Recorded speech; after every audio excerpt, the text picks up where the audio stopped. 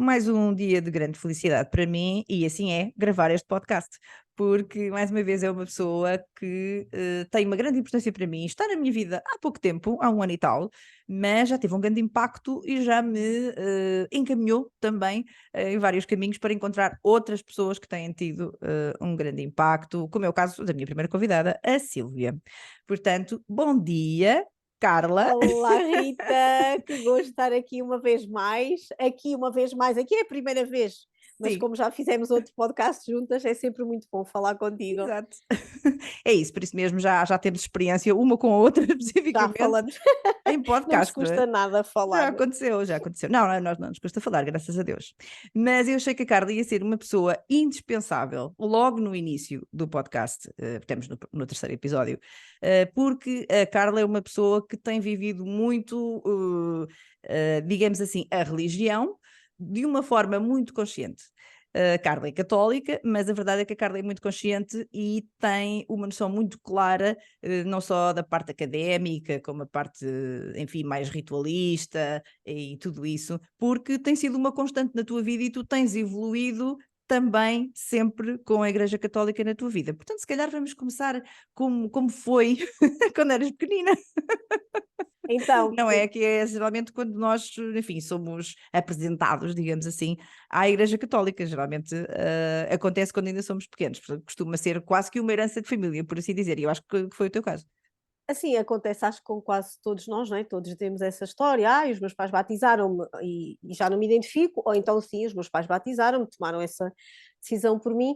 Na altura, sim, eu fui batizada no dia 19 de dezembro de 1976, portanto eu nasci em setembro e nesse ano, depois em dezembro, fui logo batizada, como é habitual, não é? Era e batizarem as crianças muito pequenininhas, logo bebés. Hum, E, de facto, o batismo é esse sacramento que inicialmente é dado através da fé dos pais, ou uhum, dos progenitores, ou de quem cria a criança, não é? Que decide enxertá-la, que é linguagem bíblica, enxertá-la naquela árvore. uhum, E ela é um ramo novo e passa a ser, não é, filha, neste caso, filha de Deus, uhum, através de um pedido que é feito pelos pais e também pelos padrinhos, não é? São os pais que pedem o batismo daquela criança à igreja. uhum, Mais tarde é que nós depois podemos fazer a confirmação desse batismo com o chamado crisma e fazemos então esse novo rito, recebemos esse novo sacramento e dizendo que sim, que queremos professar a fé que os nossos pais nos deixaram. Portanto, eu uhum, fui batizada. Depois disso, fui sim criada na fé da minha avó, da minha mãe, eu fui criada pela minha mãe e pela minha avó, portanto, eu e a minha irmã, em tempo depois escolar, fomos à catequese, quando era para ser, íamos à missa aos domingos. Houve ali depois um interregno que não se prendia tanto com a questão da fé. Claro que quando nós somos crianças fazemos um bocadinho por repetição e porque nos dizem que temos de ir. E eu também passei por aquela fase, ai que seca, não é? É tipo, é só velhotes, achava eu, não é? Ou então andava porque gostava era de andar lá, porque estavam lá as crianças, ou porque podia cantar, por exemplo, porque uhum, eu quando fiz a minha primeira comunhão recordo-me que fui logo escolhida por uma das irmãs que nos preparou para cantar, ela lá uhum. percebeu que eu teria ouvido e voz, e portanto ainda tenho aí umas recordações, umas fotografias, eu muito pequenina, atrás de um micro, as outras meninas eram todas maiores do que eu a cantar, e lembro perfeitamente de tudo isso. Lembro-me dos meus primeiros catequistas, que eram uns Uhum. velhinhos muito queridos, eram um casal, a Dona Céu e o Senhor Seco, que era como ele era conhecido, muito amorosos. Eu tinha catequese no grupo recreativo do bairro, que era onde também funcionava, no caso, a minha escola, mas depois eu vivia na Covilhã, eu sou covilhanense, vivia lá, era muito frio e vivia longe, não era assim tão perto da igreja paroquial. Uhum. E a catequese era perto da minha casa, porque era nesse grupo recreativo, no nosso bairro, onde tínhamos escola. Quando eu comecei a crescer, a catequese começou a ser noutro sítio, ou seja, a ser já na paróquia, lá nos salões, e então aí eu afastei-me. não pela religião em si, porque eu acho que ainda nem tinha essa consciência, mas por uma questão efetivamente prática. Fazia muito frio, chovia, a minha mãe não tinha carro, nós não tínhamos aquela facilidade como é hoje em dia, que os pais vão pôr os meninos à escola, vão pôr os meninos ao conservatório, vão pôr os meninos ao inglês, vão pôr os meninos à catequese. Não havia isso. E então eu deixei e ia ao domingo à missa umas vezes, outras vezes também não ia. Então não havia ali uma coerência.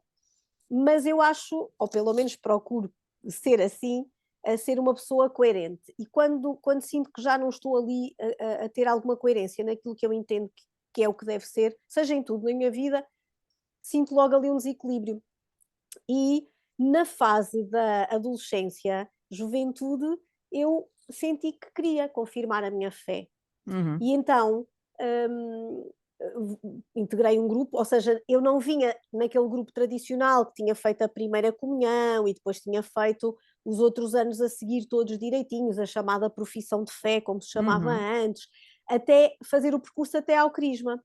Eu não fiz nada, eu fiz a primeira comunhão, fiz o interregno e depois fui pedir então o crisma. Juntei-me a um grupo de jovens e gostei muito também, ainda hoje em dia recordo essas pessoas que me formaram, o meu parco, que ainda hoje está lá nessa paróquia, o Padre Fernando Brito, que eu amo essa pessoa, ele é maravilhoso, foi uma pessoa que sempre ajudou muito os jovens, a mim ajudou-me imenso, ainda hoje nos falamos, gosto muito dele e formou-me nessa altura.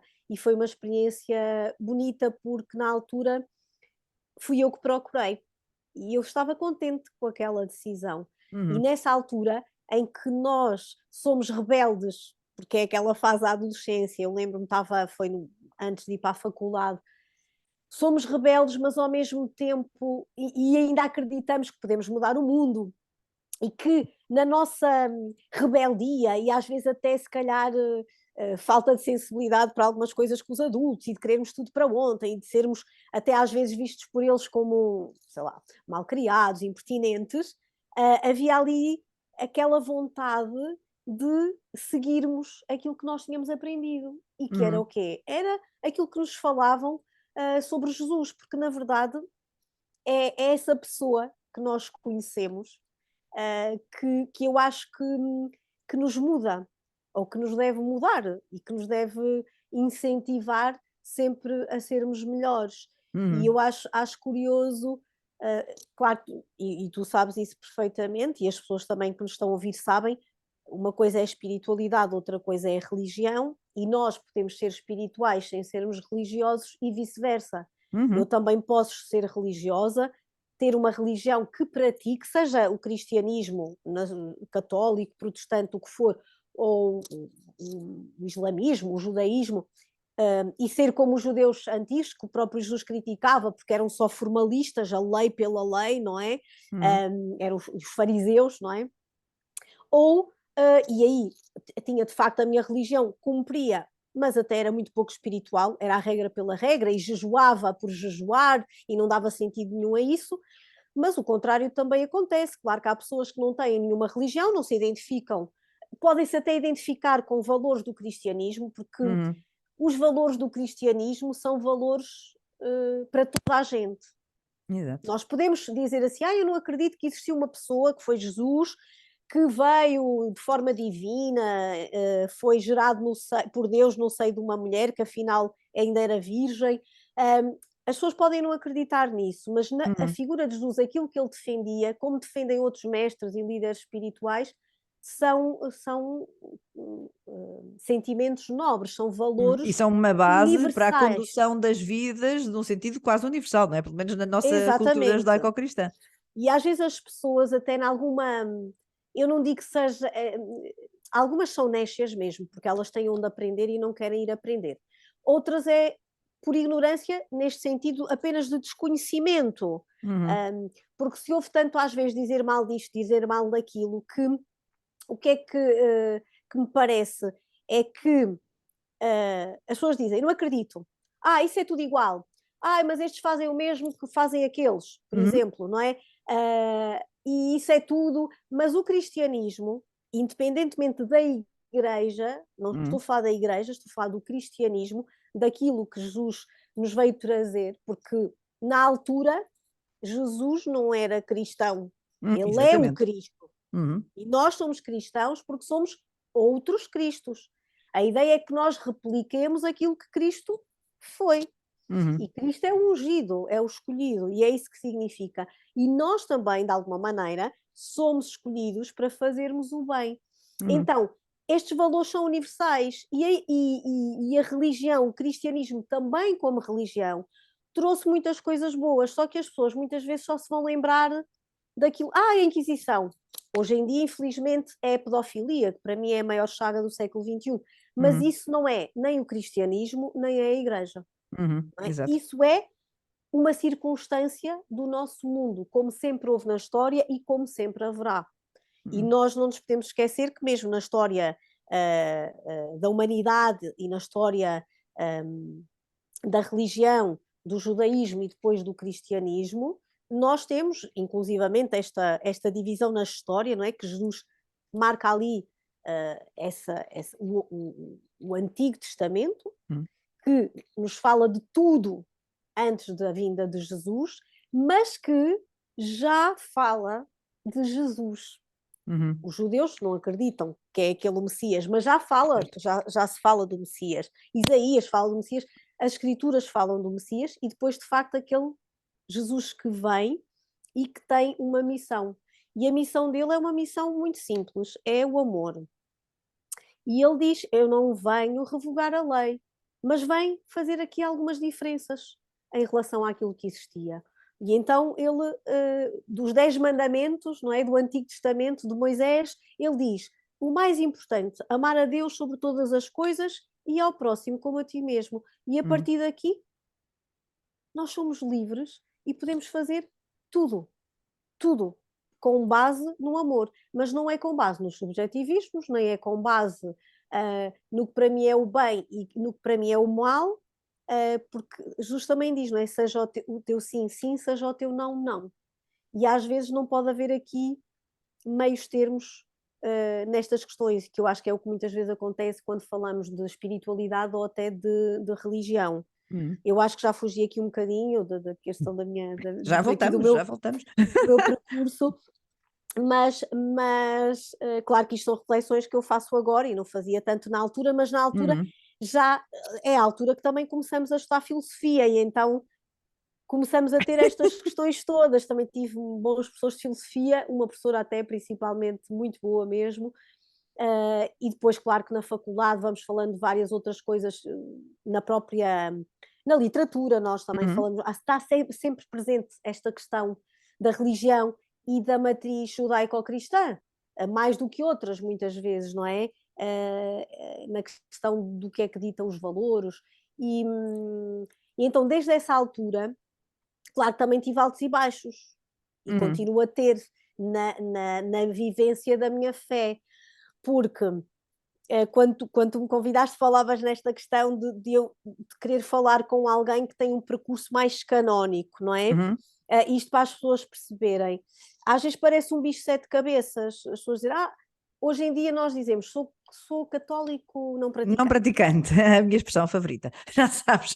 Pronto, e eu de facto acho completamente sem sentido, porque ninguém Absolutamente. diz, olha, muito bem, eu sou muçulmano não praticante, muito gosto em conhecê-lo. Sou judeu não praticante, muito gosto em conhecê-lo. Ninguém diz isto, Uhum. só nós é que, nem os protestantes que são cristãos, Uhum. não são católicos, mas dizem, eu não digo sou cristão, ou sou protestante, eu sou evangélico não praticante, sou batista não praticante, Exato, exato. não é? Sou adventista não praticante.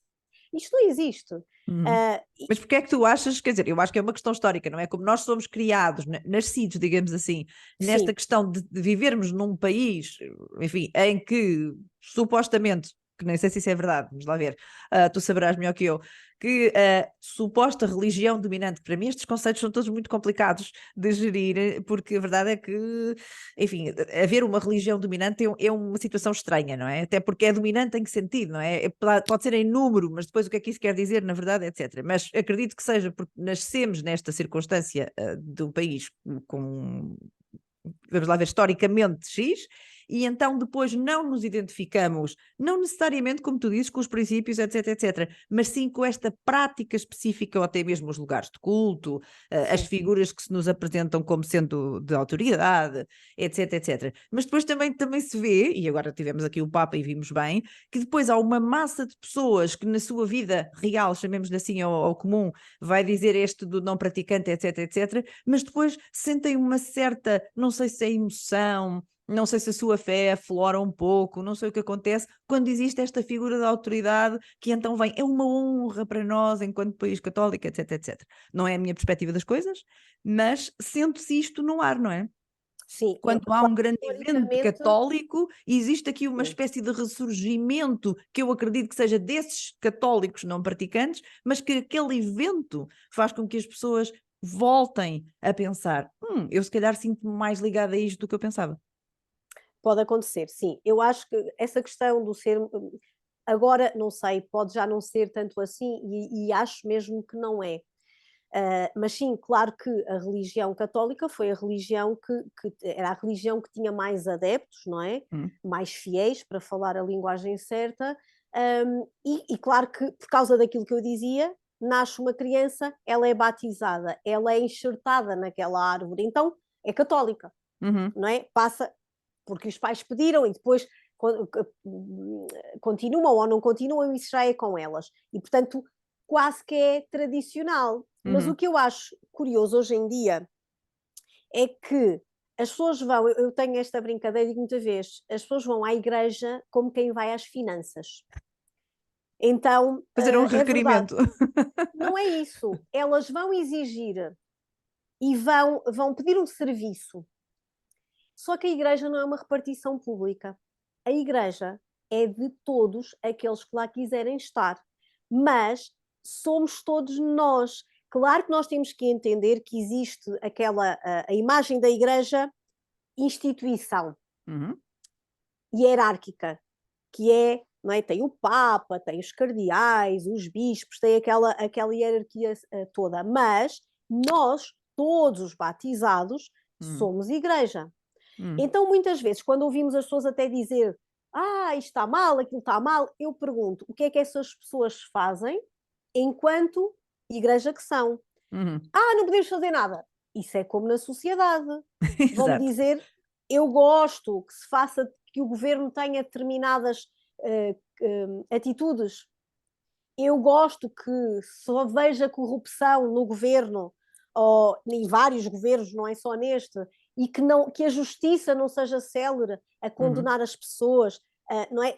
Eu acho justo que haja pessoas sem casa quando há um secretário do ministro que tem não sei quanto dinheiro escondido em livros. Claro que não. Como cidadã, eu posso fazer alguma coisa? A única coisa que eu posso fazer é mobilizar-me, como votando quando chega à altura de votar, assinando referendos se for o caso, mobilizando-me civilmente. É isso que eu uhum, posso fazer. Um cristão é igual. Claro que há coisas erradas na igreja. Nós não somos culpados, eu especificamente, se há padres pedófilos, se há pessoas que abusaram de crianças, de pessoas com alguma deficiência, por exemplo, que nós vemos isso. Não, nós não somos culpados, mas somos culpados na medida em que, se tivermos uma responsabilidade, não somos atentos, não vamos falar, não escrevemos a quem de direito, não testemunhamos, não fazemos porque nós estamos lá, não é dizer, são eles, é a igreja, não é a uhum. igreja. Como numa família. Quando E uma outros tipos de família, instituições, não é? Aliás, os claro, problemas como que tudo, assolam essa instituição são transversais, por os assim dizer, humanos não é? são os humanos. Absolutamente. É a pior coisa do ser humano, que está Hum, aqui, todo o ser humano.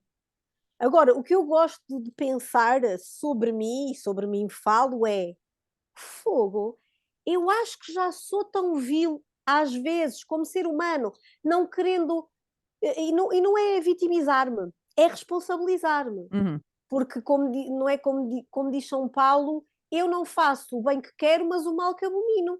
Então, muitas vezes eu até posso, tudo bem, fazer o mal uhum, consciente, mas até pior, até posso não fazer nada, que às vezes o pecar por omissão é muito pior do que por ação, porque às vezes nós por ação até pecamos alguma ingenuidade, inocência, mas agimos, mas outra é nós vermos que aquela pessoa, aquele irmão precisa de ajuda e nós não fazemos nada.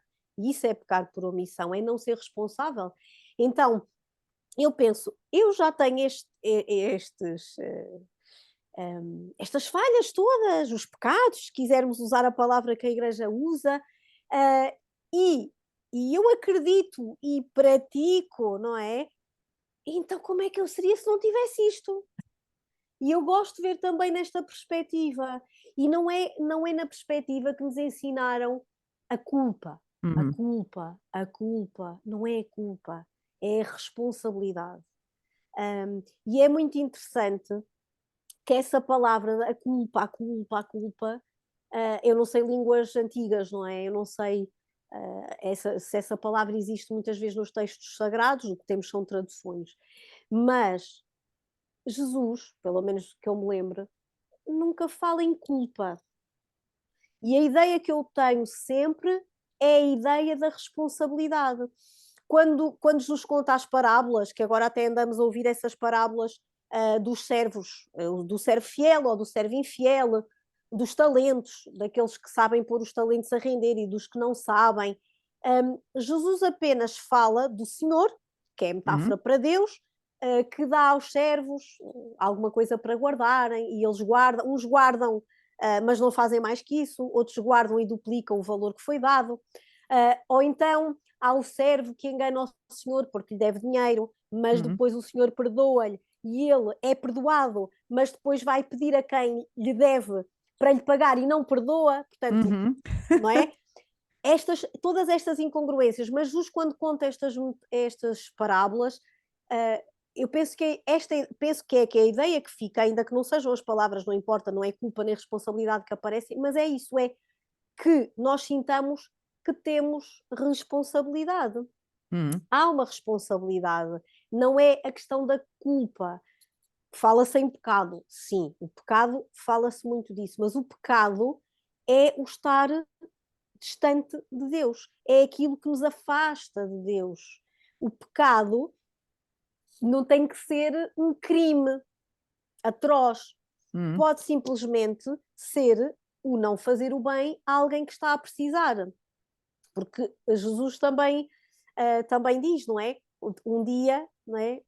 Quando for no fim dos tempos, bem-aventurados são estes e estes, então, mas onde é que nós te vimos? E tinhas sede e te demos de beber, e te demos de comer, e te vestimos, e quando o fizeste a um dos mais pequeninos, a mim o fizeste. E então, e lembro-me sempre da parábola, uma delas, não é? Da mulher adúltera, que eu sempre achei muito curiosa, que é, os homens apanham aquela mulher em flagrante adultério, arrastam-na pelos cabelos e põem-na aos pés de Jesus. E Jesus não diz absolutamente nada. E começa a rabiscar no chão. Ignorou-os completamente. Rabisca, rabisca, rabisca. E depois simplesmente, depois de eles estarem ali um bocado despecados, a olhar, tipo, porque é que este não nos diz nada, ou seja, está a cumprir aquilo que nós queremos, que era testá-lo e era que aquela mulher fosse apedrejada. Jesus só diz, então, mas quem não tiver um pecado, que seja, atira a primeira pedra. E uma coisa interessante é que o Evangelho descreve que eles começaram a tirar as pedras e a ir embora. Os mais velhos primeiro e os mais novos depois. E isto também é interessante, não é? Os mais velhos, apesar de tudo, ao ouvirem aquelas palavras, já tinham uma sabedoria, apesar de tudo, e foram os primeiros, aqueles que ainda não estão presos naquelas convicções do tem que ser, da lei, da regra, e foram deixando as pedras e a seguir os mais novos. E Jesus depois diz àquela mulher, então mulher, onde é que eles estão? Vê-los aí, alguém te condenou? E ela diz, não. Então vai, eu também não te condeno, não tornes a pecar. Então a condição era apenas esta. Claro que Jesus sabia que a mulher humanamente iria voltar a pecar, faz parte, mas a ideia é, já sabes que esse caminho não é certo, então não sigas esse caminho. Num outro caminho que ela seguiu, certamente errou, como nós todos estamos sempre a errar, por isso é que eu digo, se estamos sempre a errar e a querer melhorar e não temos nada, eu acho que deve ser muito difícil. Então, para mim, o ter esta relação com Deus, que eu posso viver de uma forma comunitária e de uma forma pessoal. Porque também há esta questão, às vezes as pessoas dizem, eu falo com Deus. É entre mim e Deus, não quer cá padres, não quer cá nada. Não há mal nenhum, ninguém disse que isso é errado. Mas a questão da vivência em comunidade ou a questão da vivência individual não anula, uma não anula a outra.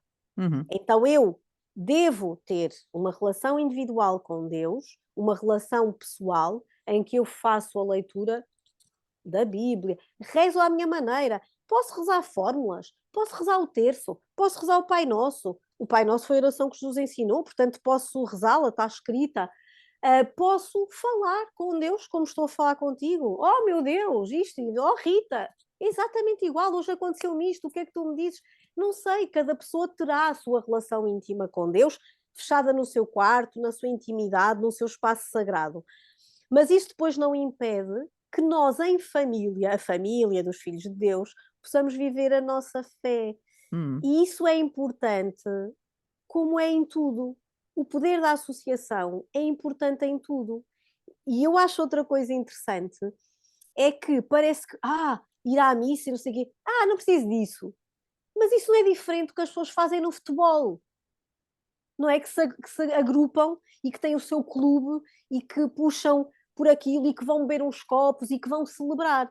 No fundo, não é? Salvas obviamente as diferenças, é parecido, porque nós precisamos da associação, nós precisamos de pessoas que gostem do mesmo que nós, que gostem então do nosso Deus, que conheçam o nosso Deus, que conheçam as Escrituras, que nós possamos reunir-nos ao domingo, como diz a Igreja, é obrigatória a missa dominical. As outras são opcionais, a dominical é obrigatória, é aquela em que é como se nós reservássemos esse dia para a família.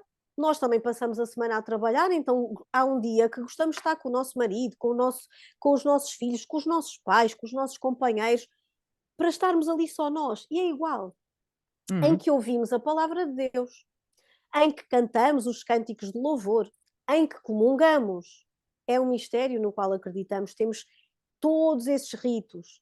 E eu acho também curioso isto. As pessoas muitas vezes criticam de fora, que é outra coisa que eu acho, porque mesmo que digam que já fui, não sei o quê, não foram nada, porque para mim uma experiência má com um padre não faz uma experiência má com a igreja ou com todos os padres. Eu também já tive experiências más. Em 47 anos de vida que tenho, e de vida cristã, e de vida em comunidade, já conheci padres interessantes e outros menos, já conheci uns mais cultos, outros mais ignorantes. Há alguns que me fazem ter vergonha alheia quando os ouço falar, infelizmente, é a vida, não é? Mas isso não é a igreja. Como eu digo, a igreja somos nós e nós contribuímos para isso. E se nós não pudermos ser parte da solução, então também não queiramos ser parte do problema. E por falar em soluções e problemas, tu és como eu, no sentido em que acreditamos que o conhecimento, não é? A base de conhecimento, até do nível académico, vai depois informar esta nossa conduta perante a vida real, não é? E eu imagino que tenha sido por causa desta crença, no teu caso, que tu, na verdade, depois enverdaste por um caminho em que ensinaste, não é? Tu também ensinaste, e que eu saiba, foste catequista, mas de crianças ou foste só de adultos? Crianças, De crianças. sim. Crianças, os adultos é outra história. Sim, portanto, eu dei catequese. Mas existiram, não é? Na tua vida enquanto formação. Dei catequese a crianças, mas foi pouco tempo, foi durante o ano. O meu ano, eu estudei artes até o 12º, mas depois decidi que queria letras. Não queria arquitetura, não queria engenharias, achava aquilo muito seca. Apesar de achar interessante, era muito perfeccionista no desenho Conveste técnico. levar as artes para a escrita. E depois também achava que não era assim um rasgo para desenho, para a parte de artes, não é? Tinha jeito. Como uma amiga minha me diz, a Silvia Patrício, já te falei dela, uma artista leiriense maravilhosa, muito talentosa, brincamos muitas vezes porque ela é mesmo uma artista verdadeira, ela é Sim, tu dizes isso, talentosa. que E ela é uma artista depois, verdadeira. ela, às vezes rimos porque ela conta, não é? Que as pessoas dizem, tem mesmo jeito. Ela não tem jeito, ela é competente, ela estudou e tem talento e trabalhou para aquilo. Eu não, eu achava que não tinha. E então fui para Humanidades e tinha um ano sabático para me preparar. E nesse ano, claro que aproveitei para fazer outras coisas, trabalhei num café, dei catequese, tinha mais tempo, eu e outra Uhum. colega, dávamos as duas. E foi aos meninos do 4º ano. E foi interessante, aliás, é um ano importante, porque nesse ano eles recebem o Novo Testamento, portanto é uma festa. Eu não sei como é que é agora, se os anos mudaram, mas nessa altura eles faziam festa da palavra. Portanto, era quando eles recebiam o novo, não era a Bíblia, era o Novo Testamento. E foi muito giro, eu gostei muito dessa experiência. Mais tarde, eu e o Daniel, o meu marido, nós fizemos formação na Escola de Ministérios Litúrgicos da Guarda, porque nós somos da Diocese da Guarda. Na altura já vivíamos em Coimbra, mas tínhamos ainda alguma ação na nossa, que foi sempre a nossa Diocese de berço, e tínhamos alguns padres amigos bastante empenhados também, o nosso diretor da escola, e então durante uns anos nós fazíamos formação. Eu fazia formação para cantores salmistas e para leitores, ou seja, preparávamos também os leitores para as celebrações litúrgicas e os salmistas, porque tal como tudo, tal como quando recebemos um amigo, nós gostamos de preparar, tal como quando vamos para um sítio especial, gostamos de preparar, se tivermos que preparar uma palestra, um texto, uma conferência, o ir celebrar a nossa fé ao domingo também implica que nós saibamos o que estamos a fazer. Então, a nossa preocupação era não só que os leitores, por exemplo, lessem bem, porque temos que pensar que a proclamação da palavra numa celebração não é igual à leitura de um conto infantil para uma criança. Às vezes nós vemos pessoas na missa a ler como se estivessem a contar um continho da carochinha. Não é isso.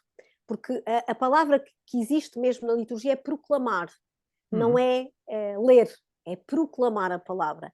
Porque nós acreditamos, e é o que diz a Sacrosanctum Concilium, que, e depois, não é, o grande tratado, não é, Vaticano II, esta questão é importante, que é uma questão que também nos diferencia dos protestantes. Este entendimento de que Jesus, Deus, se faz presença real quando o povo está reunido, onde se reunirem 2 ou 3 em meu nome, eu estarei no meio deles. Então, a partir do momento que o povo de Deus se reúne um domingo para celebrar, Deus está no meio deles.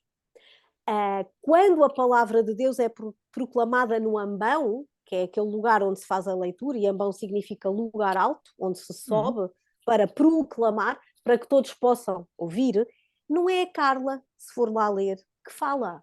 Não sou eu que estou a falar, é Deus que fala ao seu povo e através de mim, da minha voz.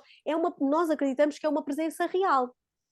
E também depois, obviamente, no pão e no vinho consagrados, não é? E depois distribuídos para comungarmos. E aí são esta presença real de Deus. Então, é importante que nós saibamos o que estamos a fazer, que saibamos cada palavra que estamos a ler, que saibamos que esta leitura é importante por isto, está aqui neste dia, por isto. Porquê é que nós agora, no Advento, nestes 2, 3 domingos antes do Advento e durante estas semanas, andamos a falar do fim dos tempos e da questão dos talentos e dos servos bons e dos servos fiéis e dos servos maus? Porque estamos a falar de um tempo que prepara a vinda do Messias, que já veio, não é? Ele já veio, nós estamos a fazer presente, porque isso já existiu. Não é uma coisa, ele já veio. Agora o que nós esperamos é a segunda vinda, não é? Que é a parousia. A segunda vinda de Jesus, que é aquela que muitas vezes dizemos, no fim dos tempos virá o Senhor e nós iremos ao seu encontro. Não é agora, quando ele nasce no presépio de Belém. É no fim dos tempos, que nós não sabemos quando será, mas que teremos de estar preparados. e preparados também para saber o que estamos a fazer em liturgia, o que estamos a cantar, o rito todo, o que é que se passa.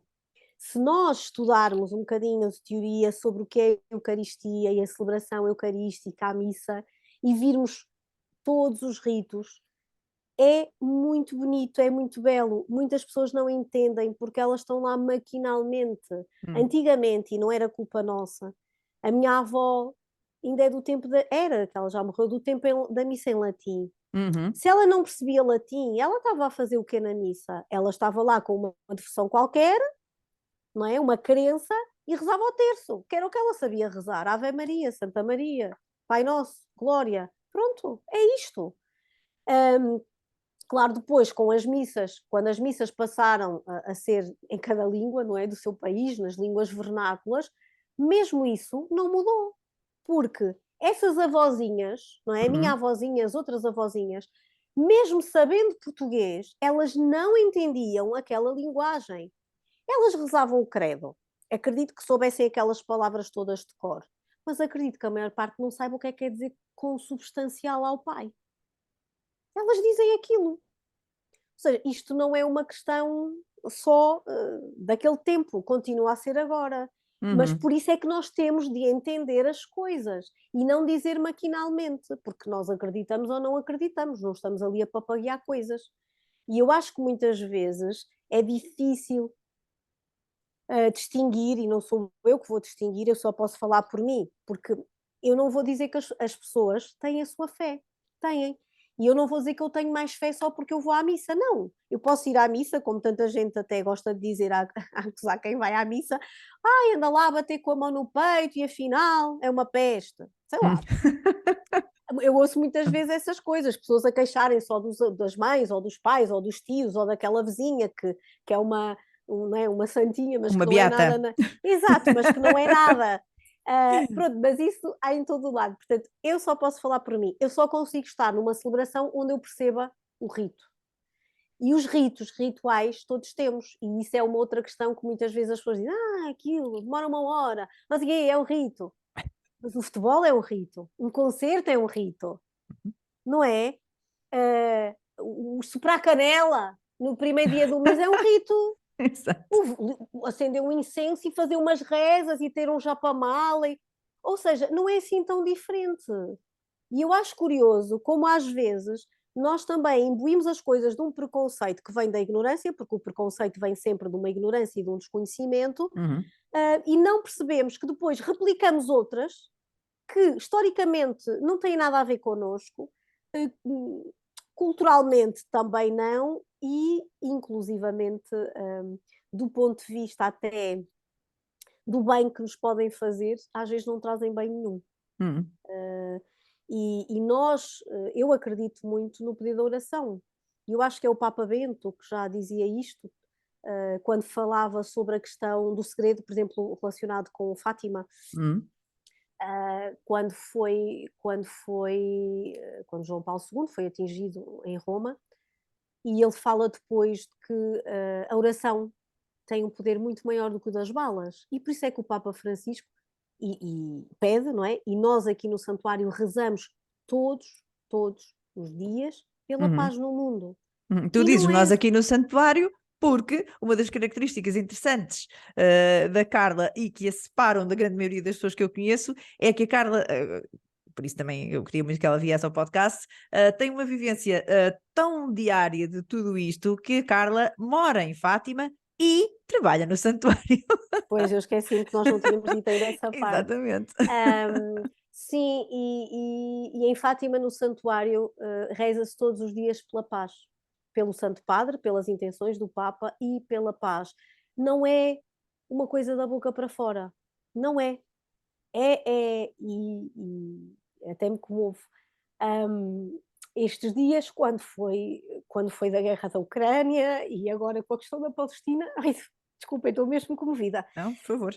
Reforçámos esta oração, obviamente referindo mesmo a Ucrânia, a Palestina, Israel e a Rússia, obviamente há vítimas em todos os lados, mas reza-se mesmo pela paz desde sempre, porque isso também foi aquela mensagem que, quando a Virgem, para quem acredita, e devo dizer já que Fátima não é um dogma de fé, pode ser católico sem acreditar em Fátima, e não tem mal nenhum que não se acredite, eu acredito. E, portanto, o que Nossa Senhora disse àquelas 3 crianças foi isso mesmo, para rezarem já nessa altura, porque também era a altura da Primeira Grande Guerra, para rezarem pela paz no mundo. E desde essa altura que se faz isto nunca mais, desde eles pequeninos, que rezavam pela paz, sem saber muito bem o que era a guerra, o que é que não sabiam de política, sem saberem bem quem era o Santo Padre, onde é que ele estava. A Jacinta diz: porque é que o Santo Padre nunca nos visita? Que eles rezavam tanto por ele e ela não sabia, não é? Mas havia esse amor àquela figura, que é a figura máxima da Igreja, e à questão do outro, o fazer sacrifícios pelo outro. E eu acho que é disso que fala também a questão do cristianismo, não é? Quem mais se sacrificou pelo outro foi Jesus, e ele é o exemplo máximo de entrega e de abnegação. Pensar que eu acho que às vezes as pessoas dizem que acreditam, mas às vezes acho que elas continuam a achar que é um conto de fadas. Isso às vezes dá-me assim um aperto. Eu lembro-me quando vi The Passion of the Christ, do Mel Gibson, muitas vezes que já vi esse filme, mas quando vi pela primeira vez, tive um colega que dizia: também não é preciso exagerar, tanta violência, que exagero. E eu pensei assim: que giro, lê lá o Isaías, quando ele fala do servo de Yahvé, lê lá para ver se é exagero. O que é que ele diz? Desfigurado, não tinha aparência humana, completamente abandonado. As pessoas viravam o rosto porque não podiam olhar para ele. Então, isso é ficção? Ou acreditamos ou não acreditamos? Isso é uma questão, mas depois de acreditarmos, achamos que é o Robert Powell, aquele ator muito conhecido do filme Jesus Cristo, da série britânica, que tem assim um bocadinho de sangue aqui a escorrer, tem um olho azul assim todo bonitinho, e está no seu patos, mas é um patos muito... Não! O Cristo do Mel Gibson é um Cristo em verdadeiro patos, não é? É o verdadeiro patético, entenda-se no sentido que a palavra tem inicialmente, não de fazer rir, mas de trazer esse sofrimento máximo. É a figura, e é esse Jesus sofreu aquilo tudo porque quis, ainda pediu para não beber aquele cálice, mas entendeu que tinha de o beber e bebeu até ao fim. E foi um sofrimento atroz. Então, se nós temos este exemplo, caramba, nós só temos a obrigação de fazermos tudo para sermos o melhor que conseguirmos. Vamos cair, vamos pecar, para usar a palavra, vamos falhar, vamos estar divididos longe de Deus, através das ações que não são boas, mas temos sempre esta esperança. Acreditamos que há outra frase que me dá esperança todos os dias quando eu faço as neiras, que é todos os dias. Não há um dia que eu esteja contente comigo e diga: hoje foste Fui uma perfeita. serva boa. E não é perfeccionismo, eu sou perfeccionista, mas não é perfeccionismo aqui, nem é aquela coisa de que exagerada, não. É mesmo nós conhecermos as nossas fragilidades e as nossas fortalezas e sabermos que podemos sempre ser melhores, e muitas vezes não optamos por isso. E às vezes é opção. Um dia porque somos preguiçosos, outro dia porque não nos apetece ser bons naquele dia. Eu às vezes não tenho a paciência que eu acho que devia ter como cristã para outras pessoas. Eu tenho os meus dias, pronto, mas de facto até Jesus perdeu a paciência com os vendilhões do templo e passou-se, como agora se diz, e derrubou as bancas e ralhou com eles, com os cambistas, com tudo.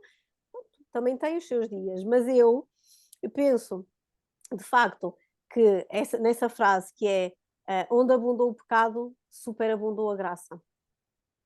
E esta frase diz tudo. A misericórdia de Deus é muito maior que tudo. Claro que nós não devemos ter a presunção de salvação. Eu vou aqui andar na terra, a fazer as maiores barbaridades a toda a gente porque eu vou para o céu e não acredito Uhum. no inferno, porque a graça de Deus é tão grande e onde abundou o pecado, superabundou a graça, eu vou ser a maior pecadora, porque então, não é? Se superabunda a graça, só que isto não é assim, não é? Nós não devemos ter essa presunção de salvação, mas devemos acreditar que a cada dia podemos ser melhores e ainda que pequemos, se nós efetivamente de coração nos arrependermos, nós podemos sim alcançar aquilo que nós queremos, que é a vida eterna, não é? Para quem acredita, é a paz eterna, é o descanso, é o ver Deus face a face, como dizem as Escrituras. E às vezes outra coisa interessante que as pessoas também dizem, mas acreditam num Deus que não se vê, não se vê. Mas as pessoas acreditam em tanta coisa que não se vê.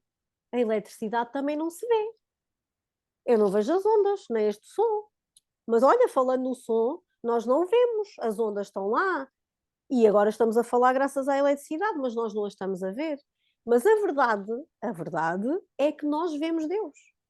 Porque Deus mostrou-se através de Jesus. Cristo é a imagem de Deus invisível. Então nós sim vemos a Deus em Jesus, Ele é Deus. Então não há dúvidas. Para mim não há dúvidas. Já tive também na minha vida tantas provas desta entidade superior, que para mim é este Deus, de Jesus Cristo, desta força do bem, na minha vida, tantas graças que é impossível eu não as atribuir. Claro que é este, dizer é este Deus, é este em quem eu acredito. Não vejo que outra pessoa não possa acreditar noutra coisa. Agora, o que eu acho que é importante é que nós tenhamos esta coerência que eu falava há pouco. Se nós gostamos de Deus, se acreditamos em Deus, se eu acredito na Igreja Católica, se sou católica, então eu tenho de ter uma prática da minha fé.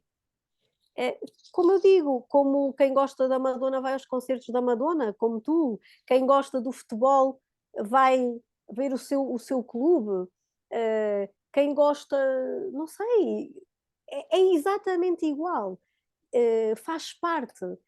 Há que viver isto como numa relação de família, de casal, de irmãos, de pais e filhos. Nós temos de alimentar, não é? Essa chama dessa relação. Então nós alimentamos essa chama na nossa relação individual com Deus e depois alimentamos também essa chama nessa relação que temos com Deus, mas na comunidade e com os irmãos.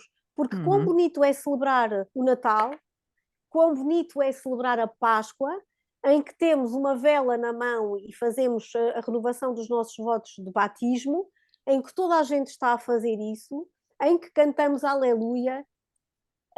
Eu acho que pronto, é um exemplo bonito. Agora, tem falhas, não é a religião perfeita. Não, não é, porque nós somos humanos. Havia alguém que dizia que Jesus Cristo tinha vindo pregar o reino de Deus e saiu-lhe a igreja. Pronto, é assim, acontece, mas Deus sabia, porque Jesus, Deus que se fez homem em Jesus, sabia quem eram aqueles que andavam com ele. E o Pedro e os outros também fugiram, não é? E o Pedro negou Jesus 3 vezes.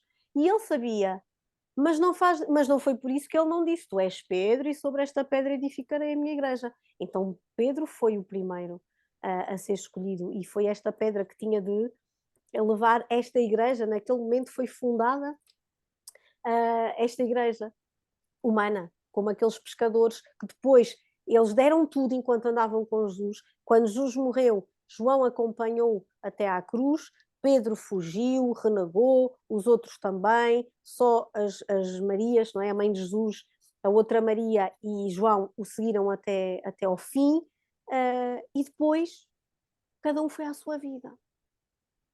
Andavam ali meio perdidos, a pescar outra vez, sem saber o que é que lhes tinha acontecido. Até que justo depois de ressuscitar lhes aparece e disse: então, o que andam aqui a fazer? E nem o estavam a reconhecer, mas acharam aquilo estranho, como se tivessem esquecido tudo. Porquê? porque não tinham o farol, não é? E também deixaram de se reunir em comunidade, não tinham. Mas depois, quando eles estavam reunidos, depois de Jesus ter ascendido ao céu, ele disse: vou estar aqui um período convosco na terra, quando ressuscitou, mas vou ter que ir para o Pai e vou regressar para o céu. Mas eu não vos vou deixar sozinhos, eu vou-vos enviar um Consolador, o Paráclito. E então, um dia estavam todos reunidos no mesmo lugar e Maria estava lá com eles, em comunidade.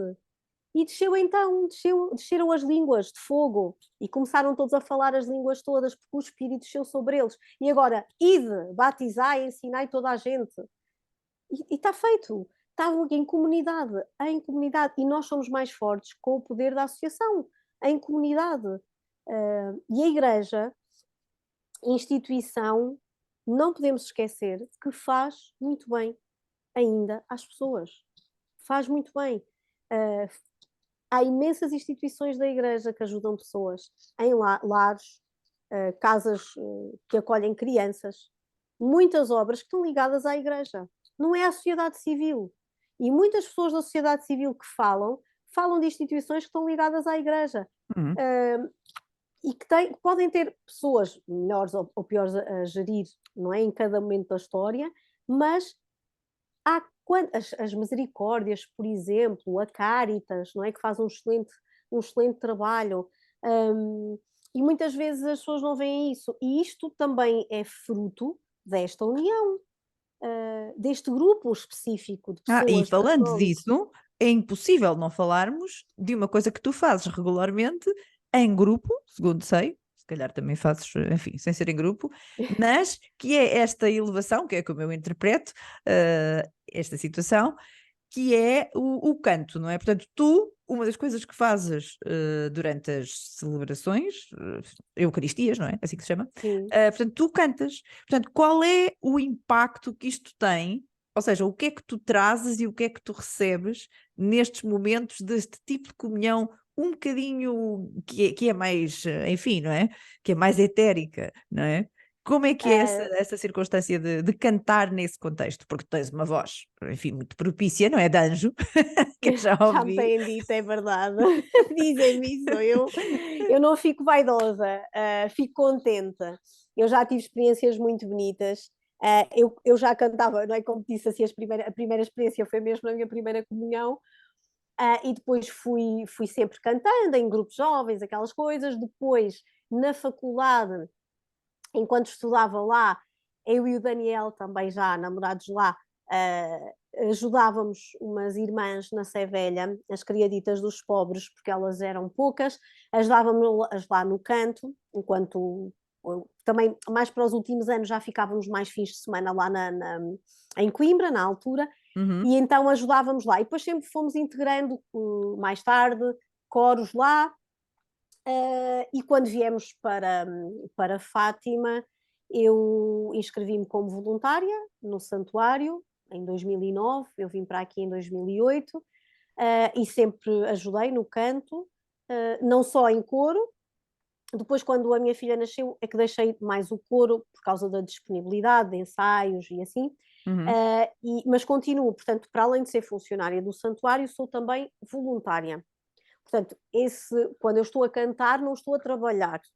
Há um Certo. ou outro momento em que também é no meu horário de trabalho, porque o meu chefe, como sabe deste dom, que eu considero mesmo um dom, ele, quando é preciso, diz-me sempre que se for preciso ajudar os meus colegas que estão só para aquilo, e às vezes porque há muitas escalas, porque o santuário tem 7 missas diárias que oferece aos peregrinos, 7. Não sabia, imaginei que houvesse missas diárias, mas não Todas imaginava que fossem têm 7. canto e Ok. órgão, exceto a das 7h30 da manhã, à semana, durante o fim de semana. Ao domingo, todas têm canto, portanto, e a das 11 ao domingo tem coro, as outras são sempre com solista, organista. E, portanto, é preciso muita gente e muita escala. E, para além disso, ainda há os terços, os rosários, para cantar, que também são vários. E, portanto, à noite, ao almoço, e é preciso muita gente. Então eu faço isso com todo o gosto, muitas vezes também agrupo-me em pequenos ensembles, pequenos grupinhos para cantar quando é necessário ajudar os meus colegas, quando eles precisam de um soprano ou de mais um elemento para ajudar. Mas este trabalho eu já faço há muito tempo, e na missa ao domingo às 15, na Santíssima Trindade, eu já tive experiências muito bonitas. Ainda há relativamente pouco tempo, um senhor chamou-me, eu já vinha a sair, e ele estava a chorar, super comovido. E por acaso ele era da terra do meu colega que estava a tocar, o organista, e conheciam-se e até se cumprimentaram. E então depois o meu colega contou-me, e porque o senhor também referiu uma história com o filho dele, tinha um filho hospitalizado, internado, acho que numa instituição, por um problema de saúde mental. Uhum. E o senhor foi tão querido, e ele disse-me que vinha triste, tinha vindo numa excursão, mas que ter chegado ali e estar a celebrar aquela missa, estar naquela missa, e depois ter-me ouvido cantar, que tinha feito tão bem. São estas experiências que eu vou tendo, e não só eu, os meus colegas também vão relatando experiências do género. Há sempre alguém que tem uma palavra simpática, e eu confesso, eu digo isto mesmo sem vaidade nenhuma, eu fico mesmo muito feliz, porque o que eu digo à pessoa é: agradeço, não digo, não é preciso elogiar, não é isso. Sabe bem também nós recebermos o elogio, porque nós fazemos de coração, e às vezes, pelo menos eu, há outra coisa que as pessoas me dizem é que eu estou sempre com um sorriso que transmito, pronto, o que sinto, que estou a sentir, o que estou a cantar, não sei, elas é que me dizem assim, e que estou sempre com um sorriso, e é verdade, procuro estar, porque eu vivo aquelas palavras, tento vivê-las, não é? Saber, porque sei o que estou a dizer, não estou só a cantar música. E, acima de tudo, que é muito importante para mim, mais do que a música, obviamente temos de ser afinados, temos que dar as notas certas, é o texto. Não são os virtuosismos que a voz possa fazer, porque a voz pode fazer mil e uma coisas, mas se eu, no fim, alguém chegar ao pé de mim e dizer: olha, não entendi nada do que cantou no Salmo, eu fico triste, porque a minha preocupação é dizer o texto, porque, como eu te dizia há pouco, o Salmo, que é a palavra de Deus cantado do ambão, quando eu canto, é Deus que fala, não sou eu. E, portanto, eu tenho que, obviamente, fazer bem a música, fazer bem a melodia, ser afinada, dizer bem as notas, mas as palavras é que têm que sobressair. É aquele texto que é importante. E quando as pessoas me dizem isso, e que as ajuda a rezar, e que se sentiram muito bem e que saem de lá felizes, eu digo: olha, ajudei a rezar, então já fico mesmo muito feliz. E é uma coisa que eu gosto muito de fazer. E também é desgastante, porque a nossa voz, nós estamos ali expostos, somos só nós e um órgão, e somos humanos, por vezes não descansamos bem, também tivemos doentes. Já me aconteceu estar a cantar muito doente, porque acordei sem me aperceber, por exemplo, que estava com dificuldade em projetar a voz. Uhum. E já, quando me apercebi, quando tentei ir cantar, antes de ir, já era muito tarde para estar a pedir a alguém que me substituísse. E eu pensei: vou arriscar. E custou-me imenso. E dei algumas fífias, porque lá está, a voz não estava plena, como costuma estar. É também arriscar isto, ou seja, perceber não que eu não tivesse respeito por aquelas pessoas que estavam lá naquela celebração, mas também não é um concerto, é uma missa. É Uhum. cantada por alguém que é humano, que faz parte daquela comunidade, e que pode estar rouca e que pode falhar um bocadinho a voz, porque aquilo não é. A ideia não é um concerto, e ninguém. Se alguém está lá só para julgar isso, então também está de forma errada naquele sítio, não é? Mas as experiências são. Esta experiência para mim, enquanto eu tiver voz, enquanto eu puder, enquanto tiver disponibilidade também e capacidade, vou continuar a fazê-lo, porque é muito gratificante perceber que as pessoas, que também as ajudo, que elas cantam Uhum. comigo, comigo e com os meus colegas, com todos, não é? Que nós não sejamos um impedimento para que elas cantem. Muitas vezes é o que eu lhes digo: cantem, por favor, porque a ideia é esta. Não é que fique só eu a cantar para ser ouvida sozinha, é que cantemos todos. A ideia é que eu seja apenas um ponto, uma Uhum. ajuda para todos, uns que desafinam mais, outros que vão mais atrasados, uns que vão mais a correr, não faz mal, porque é a beleza disso também. Nós estamos ali a celebrar todos em conjunto a mesma fé, e não nos conhecemos de lado nenhum. E de vez em quando acontece, porque eu vejo que alguém me faz um sorriso à Assembleia e eu sorrio. também. E uma vez tive também uma cantora lírica, a senhora apresentou-se como tal, estava lá e eu ouvi logo aquela voz, ui, que vozeirão, e ela veio-me elogiar, e eu, Hum? claro que fiquei contente, porque ela era especialista, eu estudei canto lírico, mas não me considero especialista, sou só uma aprendiz sempre. E então também foi bom. E todos os dias, uma vez um padre brasileiro, achei tanta graça, disse assim: "Você é o canarinho de Fátima." Pronto, essas coisas simpáticas. Outra vez, isto já foi há muitos anos, também era um grupo brasileiro. As senhoras viram-me com os miúdos na missa, era muita gente no verão, e depois eu tive que sair para fazer um recado, e estava nas imediações do santuário. E entretanto já estava a entrar no santuário e ouço aquelas pessoas atrás de mim, assim, a moça da missa, a moça da missa. Então foram atrás de mim e a dizerem-me se eu tinha CDs gravados e coisas assim. Não, não, eu Lá, só canto na missa. verdadeiros E pô, fãs. elas gostaram imenso, mas depois aquela efusividade e aquela boa disposição deles, a moça da missa. E se eu tinha gravações, eu, não, não, não, eu só canto na missa. A gente gravou, e eu, ok, tudo bem, já estou habituada, não vou fazer nada, não posso impedir. Ainda bem, pronto. Mas os meus colegas e eu temos todos assim histórias engraçadas, das pessoas que obviamente que gostam. E outra coisa, que me acompanham, que nos acompanham também através dos meios digitais, porque a Uhum, Capelinha está ligada a 24 horas, e as missas são transmitidas, transmitidas. muitas delas. Ainda no dia o senhor me dizia, agora aparece tão pouco. Eu disse, porque eu não canto nesses horários, eu canto noutros, canto numa missa que não é transmitida, mas continuo a cantar. E pronto, acho que me apareceu aqui entrou-me aqui uma coisa. Estás aqui. É que me entrou aqui uma Ah. mensagem e tu tinhas-me desaparecido. Eu, ai meu Deus, fiquei só eu Não, ali. estamos aqui, estamos aqui. Estamos aqui, mas já estamos de saída. Pois, imagino.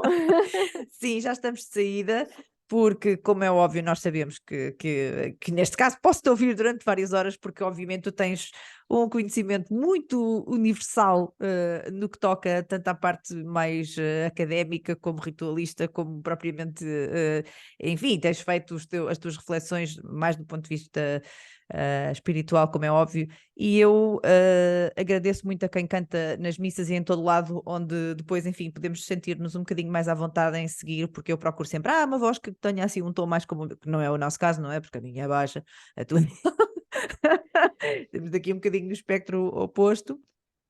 Mas é sempre um prazer imenso falar contigo, adoro falar contigo. Contigo Acredito também, que Rita. és uma pessoa que tem muito para dizer a qualquer tipo de público e pessoas com qualquer tipo de interesse, porque é isso, acho que tens uma abordagem muito universalista de todos os assuntos, por isso é que foste convidada no outro podcast, és convidada neste podcast, e se tiver mais algum, pois já sabes o que é que vai acontecer. Sim, acho que Não está não previsto. acho que saiba falar de todos os assuntos, mas procuro falar deles com conhecimento de causa, com estudo, Claro. e de preferência convivência, não é? Com Uhum. conhecimento interno das coisas, e interior, não é? Uhum. E é Um, assim as conversas que temos tido, porque obviamente da outra vez estávamos a falar de uma coisa um bocadinho mais profissional, né? Estamos a falar dos a nossa nossos área das línguas percursos e de línguas sim. e, no teu caso, literatura, etc, etc. Portanto, é assim, eu entendo que tu olhes para isto tudo como uma coisa só, não é um percurso só, e que esta parte mais religiosa ou mais espiritual tenha sido sempre parte do teu percurso, porque é exatamente como eu sinto, embora obviamente os nossos caminhos não tenham sido paralelos neste sentido, mas convivem em perfeita harmonia e isso é que é importante. E por isso agradeço imenso, Eu mais também uma gostei vez, ter muito estado deste aqui. bocadinho. Obrigada. E vamos conversando e vamos seguindo o que a Carla vai fazendo, muitas vezes nas redes sociais e tal, principalmente no Instagram, que foi onde eu conheci a Carla, e depois, no fim de contas, era minha vizinha, portanto, que eu moro Agora tenho muito estado perto de Leiria. parada. É verdade, agora estás um bocadinho mais Tenho estado afastada, mais parada. lá Mas terás tenho, as lá tuas está, razões. tenho estado a viver mais interiormente. Às Uhum, vezes é preciso, sem julgamento, obviamente, para quem usa as redes, e porque eu também gosto, quando estou, de estar lá, e lá está, as redes trouxeram pessoas como tu e tantas outras de quem gosto muito, e não tem nada a ver com isso. Tem mesmo que ver com esta questão de às vezes sentir que o mundo está muito agitado, então precisamos também de olhar para o nosso interior e estar um bocadinho só mais connosco, com Deus, no caso, e com os nossos, mesmo só, marido, filha, a nossa casa, o nosso espaço, que a nossa casa também pode ser, que eu não falei disso, não é? Uma pequena igreja, como a própria igreja diz, uma pequena igreja doméstica. Sim, e o nosso quarto ser o nosso templo, não é? O nosso cantinho, como também diz a Bíblia, não é? Fecha-te no teu quarto e pede ao Pai, fala com o Pai. Portanto, isto agora para encerrar aqui, ainda, ainda dentro do tema de que tivemos a falar. Sim, é verdade que eu sou mais de me encerrar no meu quarto, do que no meu quarto interno, do que propriamente ir à missa. Mas efetivamente eu acho que conhecer, como tu dizias, os rituais, enfim, e ter todo esse background de conhecimento que eu acho absolutamente imperdível para qualquer pessoa, na verdade. Eu digo sempre que acredito que o conhecimento sobre, enfim, a Igreja Católica, chamemos-lhe assim, não é? Num grande chavão e de uma forma muito abstrata, faz parte da nossa herança cultural e por isso conhecer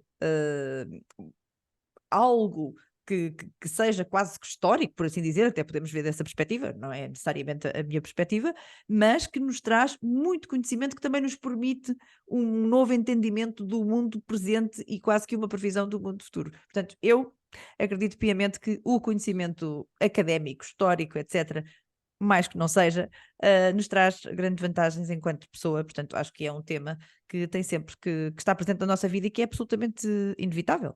E por Sim, isso eu não me nego a este conhecimento.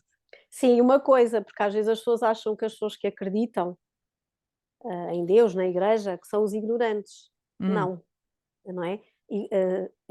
Igreja e ciência, igreja e conhecimento estão ligados, não é? Porque não tem nada a ver, não são os ignorantes, muitas vezes até são, lá está, mais uma vez sem ofensa, quem está fora a mandar bitites, como diz o povo, é que muitas vezes, não conhecendo de facto a realidade, fala daquilo que desconhece sem freios, não é? Como lá está, o Néscio. Sim, é verdade. É E o comum conhecimento está ter-se aí. ideias e opiniões sem conhecer sequer as bases, e é como digo, nem que sejam históricas, que já ajuda E bastante. muitas vezes não se conhecem. Eu acho que às vezes é isso, porque mesmo para criticar nós temos de conhecer, saber Absolutamente. Se o que calhar estamos a mais, não é? falar. Se calhar até mais. Mais até, sim, mais, porque tudo tem, lá está, tudo tem um contexto histórico e a Inquisição é má sempre. Não é preciso saber a história para saber que aquilo é mau, mas também é preciso saber que a história é cíclica. E Absolutamente. nos primeiros tempos os cristãos foram perseguidos, não é? E mortos, e a seguir foram os cristãos que perseguiram, e entretanto os protestantes e os católicos, não é? Quando houve ali depois com o cisma, com a questão desta divisão e da interpretação da Bíblia, e de quem é que diz o que é que significa, e do Lutero e do Calvino nessa altura, também houve muitas mortes do outro lado, não é só a questão, todos estes grandes movimentos e estas grandes mudanças, claro que trazem manchas negras, trazem de facto fissuras, trazem o mal, mas o mal está no mundo. Exato, é a história do E mundo e das instituições e dos grupos de pessoas e dos grupos rivais e eu não sei, podes aplicar a tudo, não é? Portanto, não é obviamente uma questão de se tratar da Igreja Católica e as pessoas muitas vezes têm uma opinião um bocadinho reduzida ou reducionista em relação a isso e é por isso também que eu gosto de falar destes assuntos, porque acho que são sempre pertinentes em todos os contextos e principalmente agora que na verdade precisamos de refletir muito sobre tudo o que está a acontecer e a única maneira é pela via do conhecimento, felizmente porque nos podemos dar a esse luxo e há muito quem não possa sim, tenha que ser por experiência, não é? Portanto, ou por sofrimento ou por conhecimento, se possível, o entendimento que venha do conhecimento e sim, nós neste momento somos altamente privilegiados e permite-nos o concordo. mundo ser assim, não é? Estar nesta posição muito mais protegida e muito mais vantajosa para nós. Por isso, obrigadíssima, Carla. Vamos falando, é um Vamos gosto, é sim, como eu te Rita, digo, obrigada. É falamos, um gosto falamos, para mim voltamos a também. falar e é sempre excelente, por isso muito obrigada por este bocadinho e pronto, e eu sei que tens outras coisas para fazer, provavelmente ainda tens que cantar hoje, portanto, e então ficamos por Hoje não aqui. canto. Hoje não cantas, pronto, fica para Não. amanhã. Um Beijinhos e muito beijinho. obrigada, beijinhos, Fica beijinhos. bem.